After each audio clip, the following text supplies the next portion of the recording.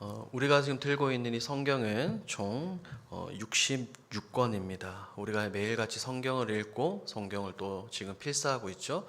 필사하기도 하고 때로는 묵상하고 암송하기도 합니다. 그런데 이렇게 우리 성경은 우리와 뗄래야 뗄 수 없는 관계이고 사이인데, 그렇다면 성경이 말하고 있는 가장 큰 주제는 무엇일까요? 창세기부터 요한계시록까지 성경은, 하나님은 이 성경을 통하여서 우리에게 무엇을 말씀하시고자 할까요, 여러분? 예를 들어서 우리가 어떤 책을 읽을 때 그 저자가 무엇을 말하고자 하는지, 저자의 의도를 잘 알고 책을 본다면 그 책이 소설이든 무엇이든지 간에 굉장히 쉽게 잘 술술 읽힐 것입니다. 하지만 저자의 의도를 파악하지 못하고 무작정 책장부터 열어본다면 그 책을 끝날 때까지 저자가 무엇을 말하고자 하는지 깨닫지 못하는 경우가 굉장히 많습니다. 잘 아시는 것과 같이 우리가 들고 있는 이 성경은 하나님께서 우리에게 남겨주신 유일한 특별 계시이자 책입니다. 책. 이 말은 성경책 역시 어떠한 큰 흐름과 또 큰 주제로 이어지고 있다라는 것을 우리는 알 수 있습니다. 성경은 크게 두 부분으로 나눌 수 있겠죠. 쉽게 이야기하면 구약과 신약입니다. 구약은 무슨 뜻입니까? 구약은 옛 언약이라는 뜻이고 신약은 곧 새 언약이라는 뜻입니다. 그렇다면 이 구약과 신약, 무슨 말이냐면 언약으로부터 시작을 해서 언약으로 맞춰지는 책이 바로 성경책이라는 것입니다. 그러므로 우리는 이 성경을 접하고 대할 때 언약이라는 이 주제, 이것을 이해하지 않고서는 성경을 우리가 읽을 수 없습니다. 제대로 이해할 수 없다는 말입니다. 그렇다면 이렇게 한번 생각해 보죠, 여러분. 언약이란 무엇일까요? 언약. 제가 지금 언약이라는 단어를 여러분들에게 말씀을 드렸는데 딱 듣자마자 머릿속에 떠오르는 그려지는 이미지가 어떤 것입니까? 흔히 굉장히 많은 사람들이 언약이라는 단어를 들었을 때 사람들 간의 약속 혹은 다짐을 머릿속에 그릴 수 있습니다. 하지만 그것은 사람들과 사람 사이의 약속이지, 언약은 그것과는 완전히 차이가 다릅니다. 확연하게 틀리다는 것을 우리는 알 수가 있습니다. 약속은 사람과 사람이 맺는 것이고, 언약은 하나님과 우리 인간이 맺는 것입니다. 더 쉽게 이야기하자면 창조주께서 감히 피조물인 우리와 은혜로 맺어지는 것이 바로 언약이라는 것입니다. 언약은 법적인 구속력을 가지고 있습니다. 무슨 말이냐면 이 언약의 당사자가 언약을 맺고 나면 반드시 어떠한 일이 있더라도 그 약속, 언약을 이행해야 될 것을 이야기합니다. 하지만 여러분들이 잘 알고 계시는 것과 같이 창세기부터 계시록에 이르기까지 수많은 언약이 등장하는데, 하나님과 우리 피조물이 인간과 그 맺은 언약이 등장하는데, 하나님께서는 우리 인간의 필요보다는 하나님께서 홀로 이 언약을 이뤄 가시는 모습을 우리는 성경을 통해서 굉장히 많이 볼 수 있습니다. 일방적으로 그리고 무조건적으로 베풀어 주시는 하나님의 사랑과 은혜, 언약에 대해서 우리는 성경 곳곳에서 살펴볼 수가 있습니다. 언약을 조금 더 쉽게 설명하면 한번 따라해 볼까요? 행위 언약, 은혜 언약.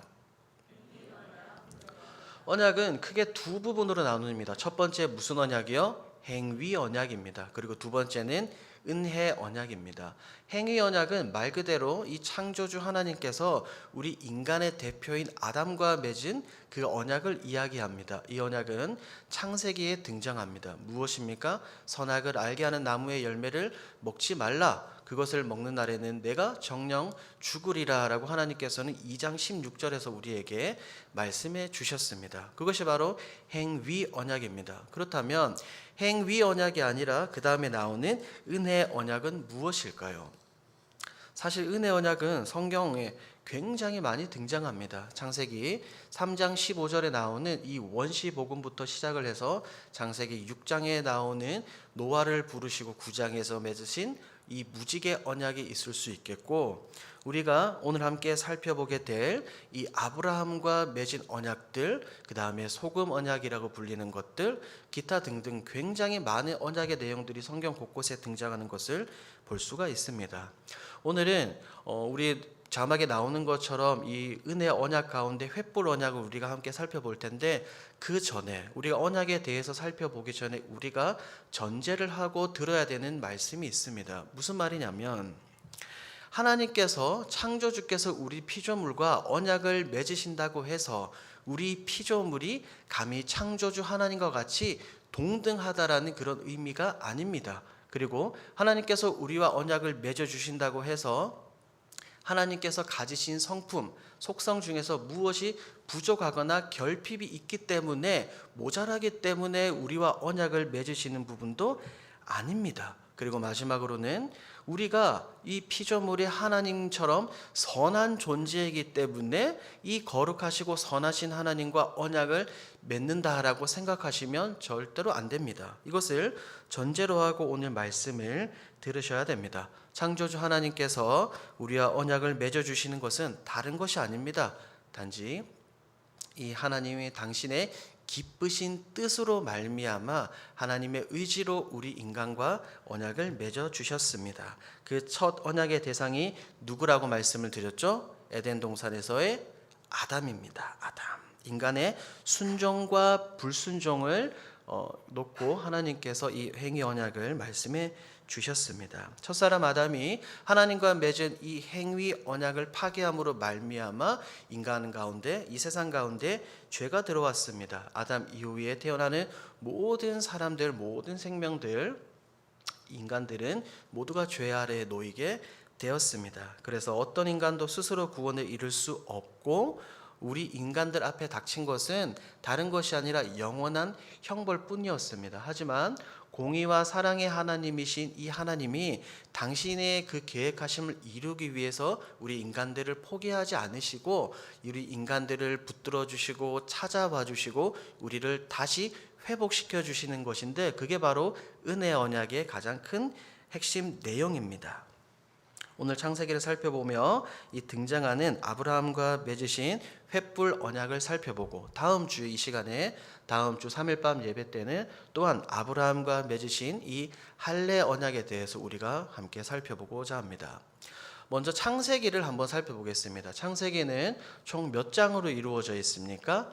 50장으로 이루어져 있습니다. 창세기 1장부터 11장까지의 내용이 무엇입니까? 세상이 어떻게 시작이 되었고 죄가 어떻게 시작이 되었으며, 그 시작된 죄가 세상에 가득하여서 하나님께서 물로 그것들을, 모든 생명들을 심판을 하시고, 11장에서 하나님께서 모든 민족을 세상 가운데 다 흩으신 것을 우리는 성경을 통해서 살펴볼 수 있습니다. 여러분들에게 질문을 하도록 하겠습니다. 여러분들은 창세기 1장부터 11장까지 등장하는 내용을 역사적 사실이라고 믿고 계십니까? 이 1장부터 11장까지 나오는 내용이 사실입니까? 아니면 허구입니까? 그렇죠. 이것은 사실입니다. 이 1장부터 11장까지의 내용이 만약에 사실이 아니라 허구라면 우리 세상 가운데 죄도 없고 구원도 없고 은혜도 없고 아무것도 아닙니다. 여러분들이 만약 이 자리에 앉아 계신 여러분들 가운데 이 1장부터 11장까지의 내용을 믿지 못한다라고 말씀하시면 여러분들이 이 자리에 앉아 계실 필요가 없습니다. 분명한 역사적 사실임을 우리는 알 수 있습니다. 그리고 12장부터 마지막 50장까지는 어떤 내용이 기록이 되어 있습니까? 하나님께서 사람을 불러주십니다. 4명의 족장을 불러주시는데 누구입니까? 아브라함, 이삭, 야곱, 요셉입니다. 즉 이스라엘 백성들을 선택해 주시고 그 백성이 점점 발전되고 확장되어 가는 내용이 12장부터 50장까지 등장을 합니다. 장차 이스라엘의 민족이 될 텐데 그 민족의 출발점을 그리고 있습니다. 자, 오늘 우리가 함께 읽은 본문 말씀은 15장이지만 2장 앞으로 넘어가서 3장 앞으로 넘어가서 12장 말씀을 한번 보겠습니다. 창세기 12장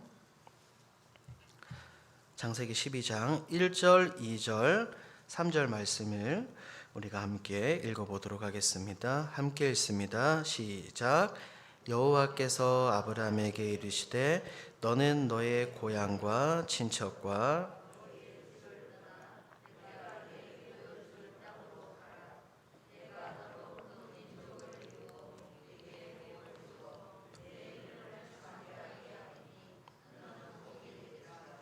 너를 축복하는 자에게는 내가 복을 내리고 너를 저주하는 자에게는 내가 저주를 내리며 너로 말미암아 복을 얻을 것이라 하신지라. 아멘. 12장은 아브라함의 소명장입니다. 우리가 방금 1절, 2절, 3절을 읽었는데 하나님께서는 아브라함을 불러주시고 세 가지를 약속해 주십니다. 1절에서 무엇을 약속해 주셨습니까? 그에게 땅을 약속해 주셨습니다. 그러므로 땅으로 가라라고 말씀하셨죠. 2절에서는 무엇을 약속해 주셨습니까? 많은 후손, 즉 민족들을 약속해 주셨죠. 3절에서는 무엇을 약속해 주셨습니까? 복을 약속해 주셨습니다. 그렇통하여 모든 민족이 복받을 것이다 라고 하나님은 약속해 주셨습니다.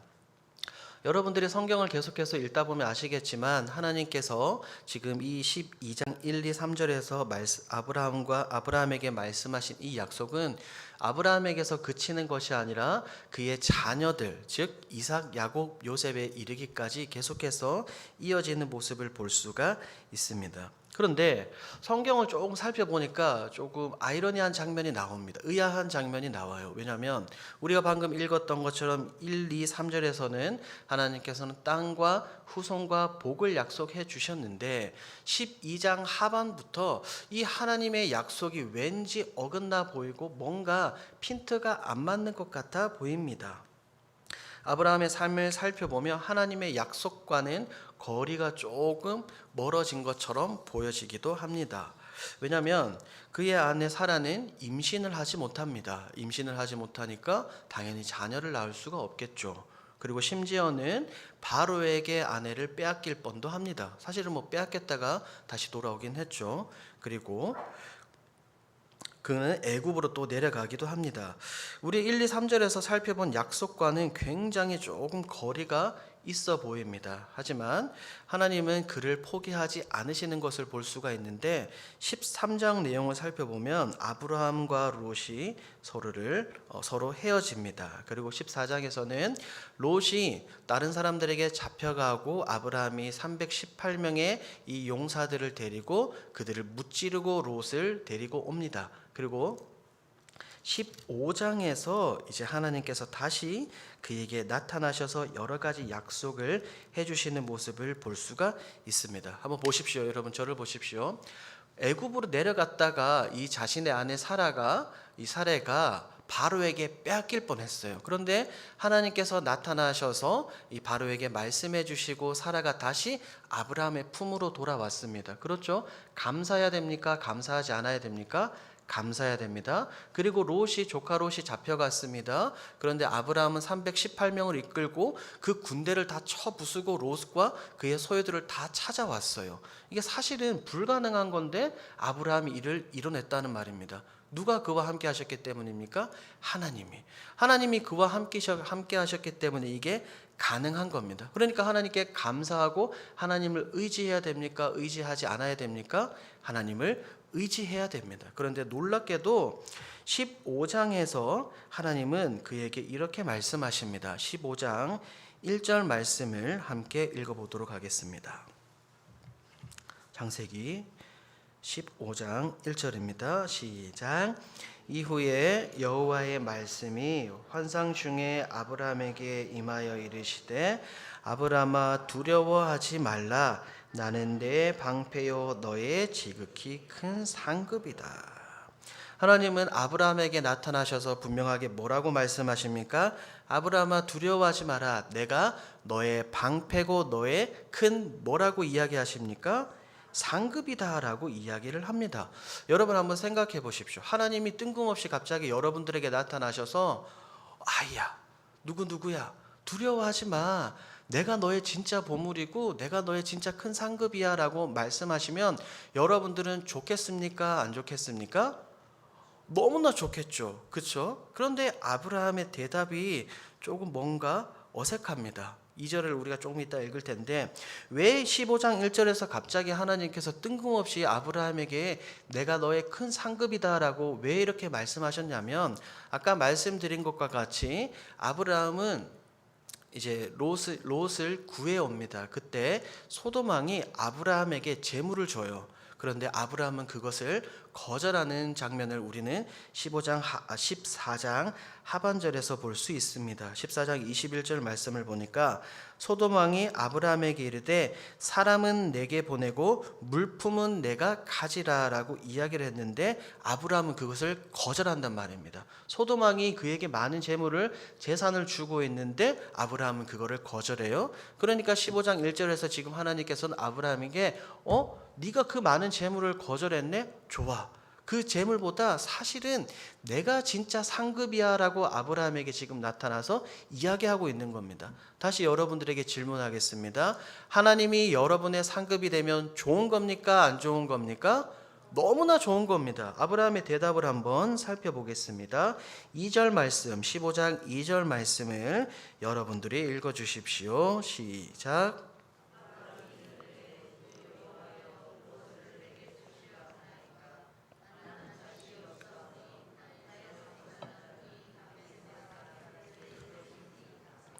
자, 2절에서 나오는 아브라함의 반응이 어떤 것 같아 보입니까?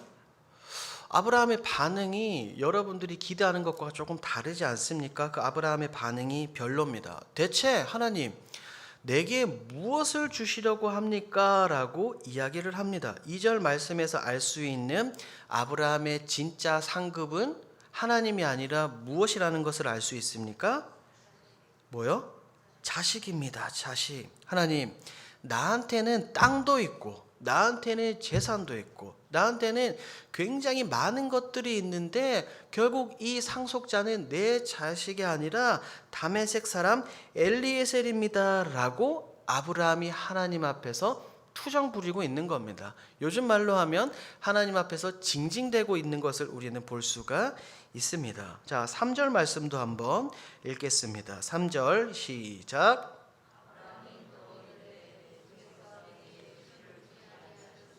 내 집에서 길른 자가 내 상속자가 될 것이니. 아브라함은 2절에서 그치는 것이 아니라 3절에서 더 큰 이야기를 합니다. 아브라함이 또 이르되 주께서 내게 씨를 주지 아니하셨다라고 이야기합니다. 그러니까 지금 자신이 자식이 없는데 그 탓을 누구 탓으로 돌리는 거예요? 하나님 탓으로 돌리고 있습니다. 하나님이 그의 가장 큰 상급이 아니라 자기의 몸에서 난 자식이 그의 가장 큰 상급이라는 것을 우리는 알 수 있습니다. 아브라함의 이런 모습을 보고 우리는 이런 모습을 뭐라고 이야기합니까? 주객전도라고 우리는 이야기를 합니다.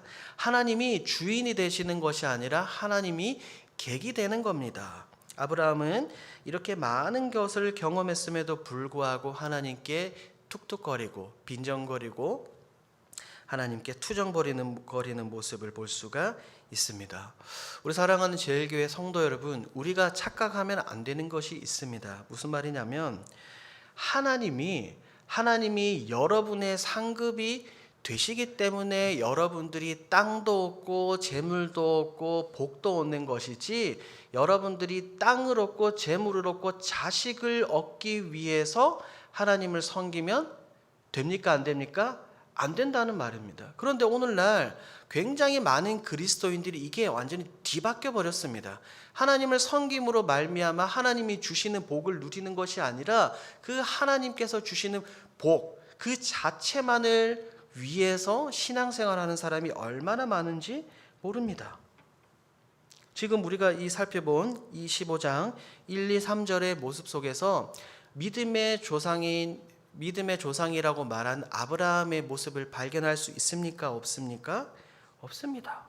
우리 인간적인 눈으로 보면 지금 아브라함은 믿음의 조상이 될 자격이 없어 보입니다.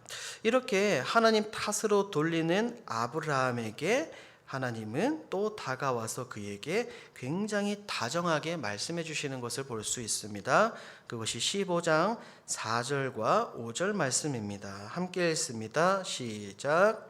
여호와의 말씀이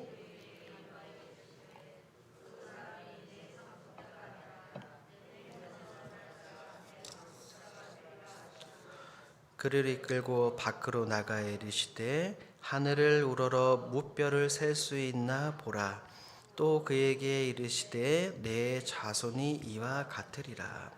만약에 우리가 하나님이고 아브라함, 여러분들이 하나님이고 아브라함이 이렇게 말하는 모습 2절과 3절에서 투정 부리고 빈정거리고 하나님 탓으로 돌리는 모습을 보면 여러분들이 화가 날 것 같습니까? 안 날 것 같습니까? 화가 나실걸요? 그렇죠. 그럼에도 불구하고 하나님은 아브라함에게 화를 내지지 않습니다. 오히려 아브라함을 굉장히 어린아이 달래듯이 다루시면서 그를 데리고 밖으로 나가십니다. 그리고 그 밤에 저 하늘의 별을 보여주시면서 아브라함아, 걱정하지 마. 저 하늘의 많은 별과 같이 너의 자손이 많아질 거야 라고 하나님께서는 그에게 약속해 주십니다. 6절 말씀도 함께 읽습니다. 시작.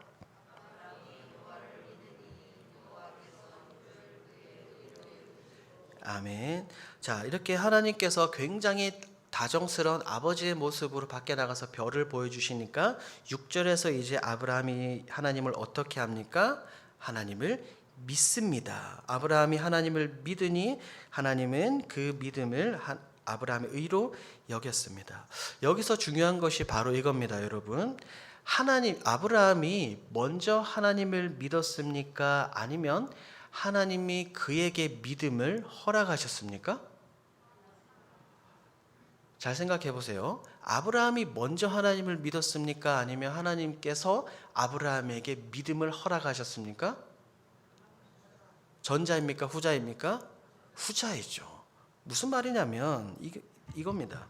아브라함이 하나님을 믿기는 믿었는데 그 믿음조차 하나님께서 그에게 허락해 주신 모습을 볼 수 있습니다. 무엇과도 바꿀 수 없는 굉장히 크고 감사한 은혜, 상급인 하나님께서 하나님 내게 자식이나 주십시오라고 투정 부리는 그 믿음이 없던 아브라함에게 다가가셔서 그에게 믿음을 허락해 주시고 장차 그가 믿음의 조상이 될 수 있도록 그 반열에 올라갈 수 있도록 그를 계속해서 끊임없이 이끌어 주시는 하나님의 모습을 우리는 기억을 해야 됩니다.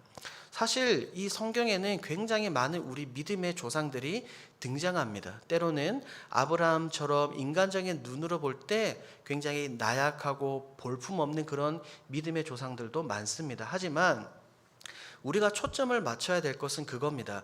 예를 들어서 기드온이 있지 않습니까? 굉장히 약하고 여리고 겁쟁이였던 이 기드온이 큰 용사가 되었다. 나도 그렇게 큰 용사가 될 수 있겠구나라고 그렇게 생각하시면 안 되고 우리는 성경을 살펴볼 때 그렇게 큰 겁쟁이라 할지라도 아브라함처럼 믿음이 없는 사람이라 할지라도 하나님께서는 인도해 주시고 이끌어 주셔서 믿음의 자리로 이끌어 주시는 그 하나님에게 우리가 포커스가 집중이 되어야 된다는 거예요. 아브라함에게 집중이 되어야 되는 것이 아니라 그에게 믿음을 허락해 주시고 믿음을 만들어 주시는 하나님께 집중을 하셔야 됩니다. 이렇게 해서라도 믿게 만드신 후에 그것을 아브라함의 의로 여기시는 하나님을 우리는 기억하고 이 하나님의 사랑과 은혜를 우리의 마음속에 새겨야 됩니다. 제가 여러분들에게 질문하도록 하겠습니다. 여러분, 믿음은 선물입니까? 선물이 아닙니까? 선물입니까? 선물이 아닙니까? 믿음은 100% 하나님이 주시는 선물입니다. 에베소서 2장 8, 9절에서 바울 사도는 이렇게 말합니다. 너희는 그 은혜에 의하여 믿음으로 말미암아 구원을 받았으니 이것은 너희에게서 나온 것이 아니요 하나님의 선물이라. 이는 행위에서 난 것이 아니니 이는 누구든지 자랑하지 못하게 함이라. 아멘. 분명하게 바울 사도는 이야기하고 있습니다. 우리가 가지고 있는 이 믿음이 나의 노력, 나의 수고, 나의 행위로 주어진 것이 아니라 어떻게 주어진 것이라고요? 하나님의 선물이다라고 우리가 이야기합니다. 이렇게 하나님께서는 아브라함을 믿음의 조상으로 점점 만들어가는 것을 볼 수가 있습니다. 아까 우리가 12장 1, 2, 3절을 읽었는데 여러분 1절에서 하나님께서는 무엇을 약속해 주셨죠? 1절에서는 땅을 약속해 주셨습니다. 2절에서는요 후손을 약속해 주셨어요. 그러니까 지금 하나님께서는 여기에서 하늘의 별을 보면서 후손을 약속해 주셨어요. 그러니까 이제 땅이 남았습니다. 땅은 하나님께서 이제 그에게 또 한 번 언약 약속해 주시는 모습을 볼 수가 있습니다. 자, 8절 말씀. 7절과 8절 말씀을 함께 읽습니다. 시작. 또 그에게 이르시되 나는 이 땅을 내게 주어 소유로 삼게 하려고 너를 갈대아인의 우르에서 이끌어낸 여호와니라. 그가 이르되 주 여호와여 내가 이 땅을 소유로 받을 것을 무엇으로 자 8절에서 다시 한 번 더 하나님께서는 아브라함아 내가 이 땅을 너에게 줄 거야 라고 약속을 하십니다. 7절이죠. 그런데 여러분 8절 말씀을 여러분들이 한 번 더 읽어 주십시오. 8절 시작.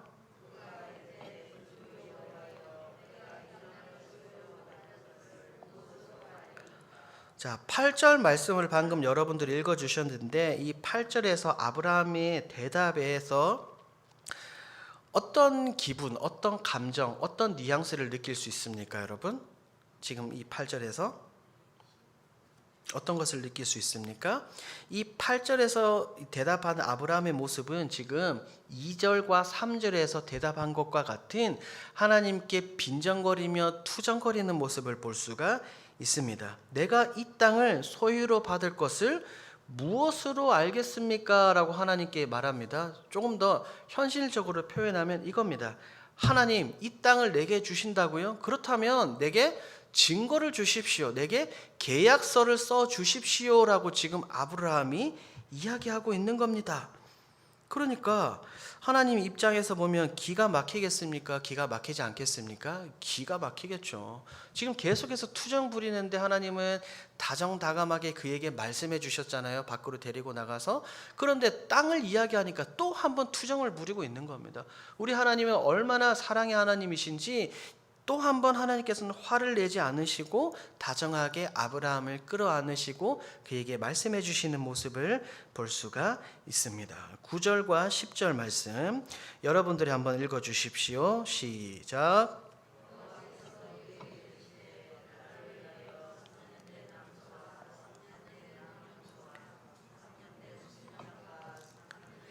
집비둘기 새끼를 가져올지니라. 아브라함이 그 모든 것을 가져다가 그 중간을 쪼개고 그 쪼갠 것을 마주 대하여 놓고 그 손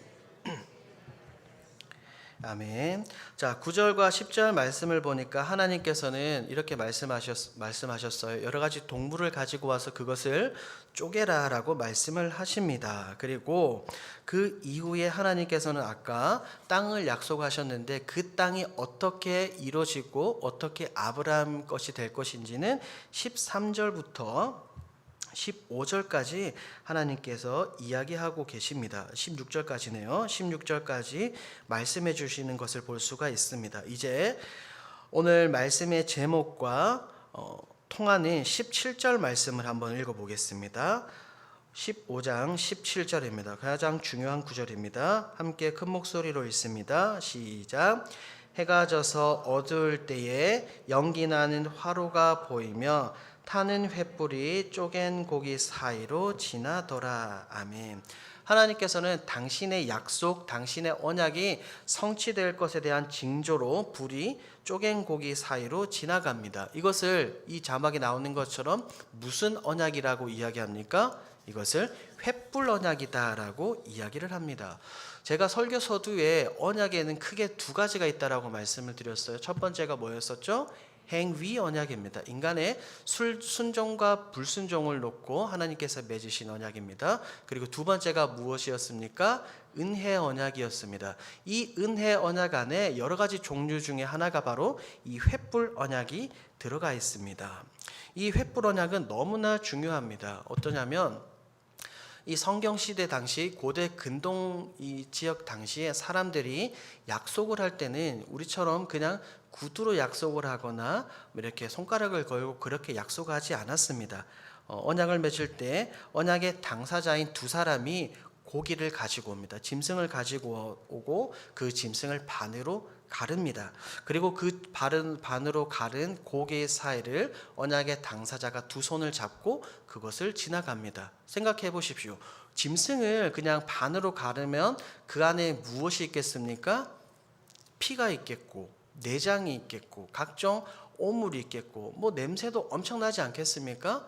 이렇게 이 언약의 당사자가 그 쪼갠 고기 사이로 지나간다는 것의 의미는 뭐냐면 당신과 내가 약속을 맺었는데 언약을 했는데 이 언약을 이행하지 않으면 약속을 지키지 않으면 방금 우리가 밟고 지나온 저 짐승처럼 저 동물처럼 너도 쪼개질 거다. 너의 삶이 피로 내장으로 뭐 오물로 뒤덮일 거다라는 그런 의미입니다. 그렇기 때문에 고대 근동 지방의 사람들은 실제로 그렇게 언약을 맺은 모습을 우리는 역사적 문헌들을 통해서 살펴볼 수가 있습니다. 그래서 성경에서 구약에서 언약이라고 말하는 단어, 언약이라는 단어는 히브리어로 베리트라는 단어입니다. 그 단어의 뜻이 자르다, 그 다음에 죽이다라는 뜻을 가지고 있습니다. 언약이 어떤 뜻을 가지고 있다고요? 자르다, 죽이다라는 뜻을 가지고 있습니다. 결국 언약은 다른 것이 아니라 생명, 목숨을 담보로 당사자가 하는 것을 우리는 알 수 있습니다. 그만큼 언약이라는 것이 굉장히 중요합니다. 그런데 잘 생각해 보십시오. 17절 말씀을 여러분들이 한 번 더 읽어주시기 바랍니다. 17절 시작.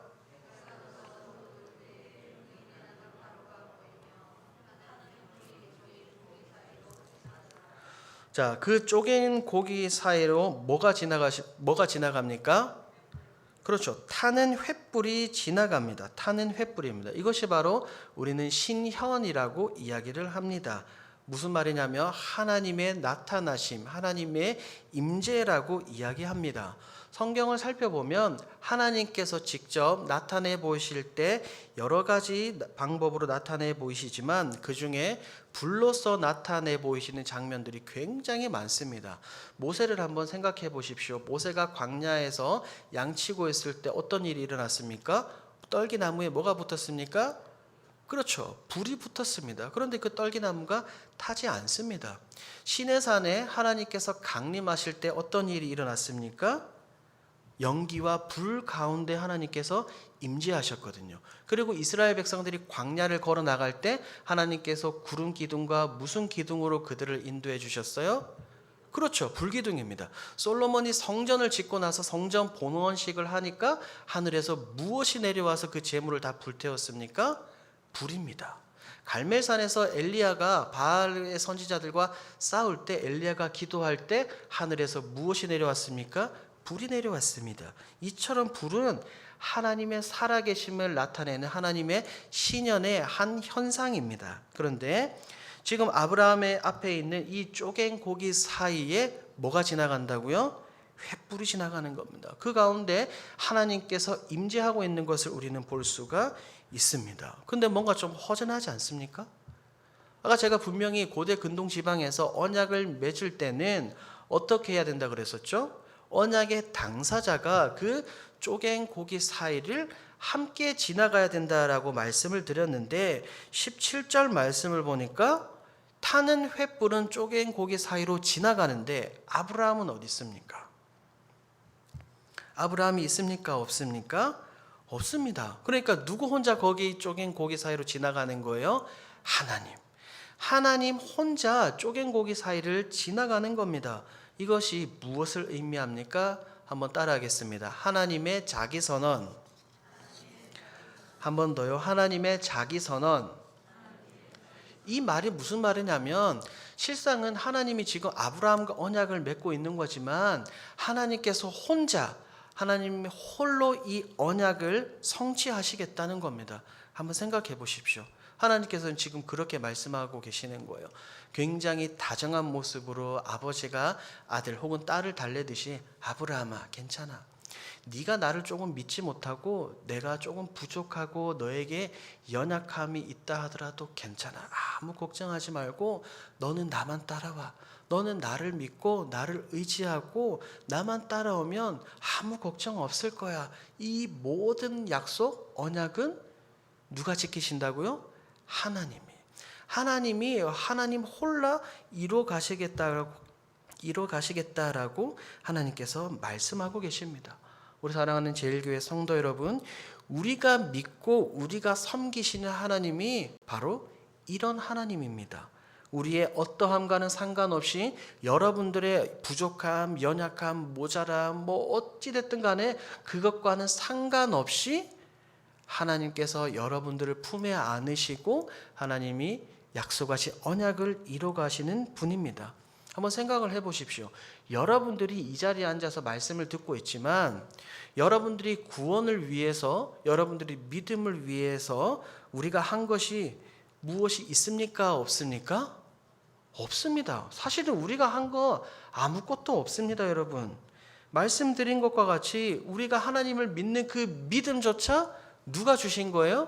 하나님께서 우리에게 주셨습니다. 그 믿음도 하나님께서 우리에게 주셨고, 우리가 예배 때마다 말씀 들을 때마다 이 말씀을 깨달아 이해할 수 있게끔 성령 하나님이, 그리고 성경이 우리의 마음을 활짝 열어주시기 때문에 우리가 이 말씀을 받아들이고 깨달을 수 있는 겁니다. 우리가 하는 것은 아무것도 없습니다. 지금 하나님이 혼자 이 쪼갠 고기 사이로 타는 횃불이 지나갑니다. 그런데 여러분, 이 쪼갠 고기, 즉 이 쪼갠 고기의 제물이 무엇이었습니까? 제물? 아까 우리가 9절에서 읽었습니다. 9절 말씀 함께 읽어보겠습니다. 한 번 더 9절 읽습니다. 시작. 여호와께서 그에게 이르시되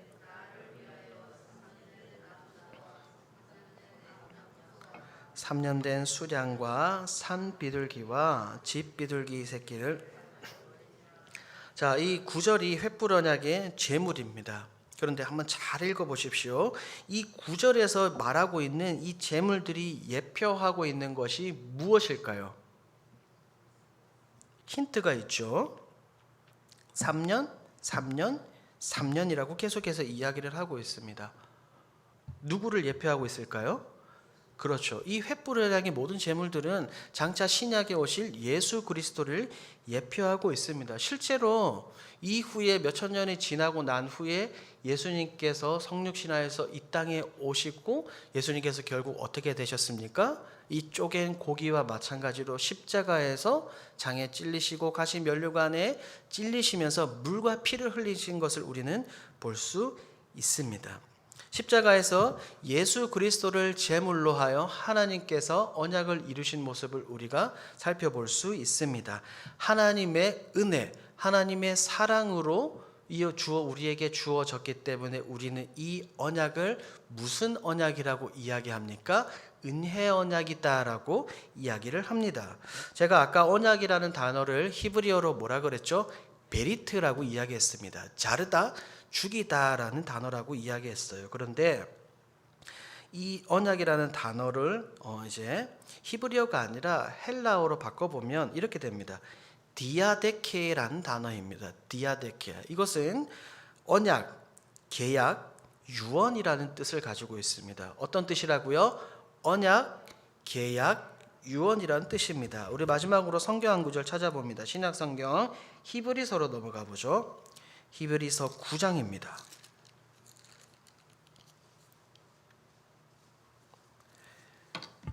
히브리서 9장 16절에서 17절 말씀입니다.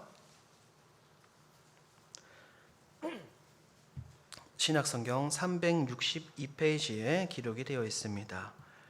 히브리서 9장 16절에서 17절 말씀입니다. 함께 읽습니다. 시작. 유언은 유언한 자가 죽어야 되나니 유언은 그 사람이 죽은 후에야 유효한즉 유언한 자가 살아있는 동안에는 효력이 없느니라. 그런데 제가 아까 이 디아데케라는 단어가 뭐라고 말씀을 드렸죠? 언약이라고 이야기했습니다. 여러분들이 가지고 있는 성경 각주에 보시면 이 유언이라는 단어 1번 해서 헬라어로 뭐라고 나와 있습니까? 언약이다라고 나와 있죠. 성경책 보고 계십니까? 언약이다라고 나와 있습니다. 우리가 다시 한 번 더 이 16절 17절 말씀을 읽을 텐데 유언이라고 읽지 마시고 유언 대신에 언약이라는 단어를 넣어서 한번 읽어보겠습니다. 시작. 언약은 언약한 자가 죽어야 되나니 언약은 그 사람이 죽은 후에야 유효한즉 언약한 자가 살아있는 동안에는 효력이 없느니라. 아멘. 하나님께서는 우리 당신의 선택하신 백성들을 구원해 주시기 위해 당신의 구속 역사를 이뤄가시기 위해서 결국 십자가에서 누구를 죽이셨습니까? 예수 그리스도를 죽이셨습니다. 하나님께서는 예수님을 분명하게 죽이셨습니다. 구약의 이 구원의 언약이 실행되고 우리에게 적용되기 위해서 예수님께서 십자가에 피 흘려 죽으셨음을 이 성경 곳곳에서 분명하게 우리에게 이야기하고 있습니다. 사랑하는 제일교회 성도 여러분, 우리는 이 구약에 등장하는 15장에 등장하는 횃불 언약을 통해서 우리가 기억해야 될 것이 무엇입니까? 첫 번째, 하나님이 여러분의 가장 큰 상급이라는 사실을 믿기 바랍니다. 한번 따라하겠습니다. 하나님이 나의 가장 큰 상급입니다. 그렇습니다. 하나님이 우리에게 있어서 가장 큰 상급입니다. 돈도 좋고 자식도 좋고 복도 좋지만 그 모든 것보다 그 모든 것들을 우리에게 허락해 주시는 하나님이 나의 참 상급이라는 것을 우리가 기억을 해야 됩니다. 그리고 두 번째로는 홀로 신실하게 언약을 이뤄 가시는 그 하나님을 기억하시고 의지하십시오. 분명하게 말씀하셨습니다. 나의 어떠함과는 상관없이 내가 부족하고 연약하고 모자라고 모나더라도 하나님은 나의 어떠함과 상관없이 우리를 품에 안아주시고 당신이 맺으신 그 언약을 이뤄 가십니다. 그리고 세 번째, 예수 그리스도의 십자가 발 앞에 여러분들의 모든 것을 다 내려놓으시기 바랍니다. 우리가 신앙생활을 하면서 가장 어려운 것이 사도 바울 선생님이 이야기하고 있는 것처럼 나의 정욕을 십자가에 못 박는 것입니다.